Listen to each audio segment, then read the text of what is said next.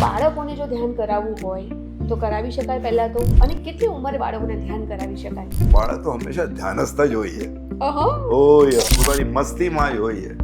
એ મા બાપની ભૂલ છે કે એને વારે વારે સળી કર્યા કરે છે. એટલે હું તો હંમેશા મા બાપનો જ દોષ કાઢું છું. બાથરૂમમાં જઈને એકલો બેસીને રડતો હતો કે યાર હું ક્યાં ભરાઈ ગયો, તો હવે શું કરવું?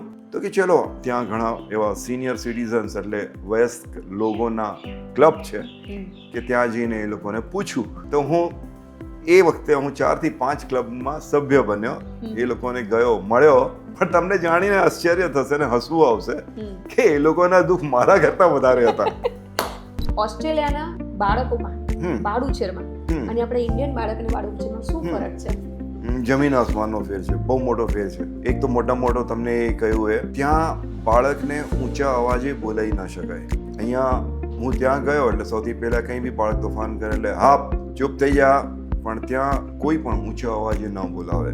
કંઈ બી બાળકને કરવું હોય તો દે આર ગિવન ચોઇસીસ કે ભાઈ આવતીકાલે તારે શું ખાવું છે, એના માટે આટલા આટલા ઓપ્શન છે. આવતીકાલે તારે કયો ડ્રેસ પહેરવો છે, આટલા આટલા ઓપ્શન છે. નાનપણથી જ એમને પૂરેપૂરી ફ્રીડમ છે કે એમને કયું ડિસિઝન લેવું છે કે મંકી સીઝ મંકી ડઝ. જે તમે કરશો એ તમારું બાળક કરશે.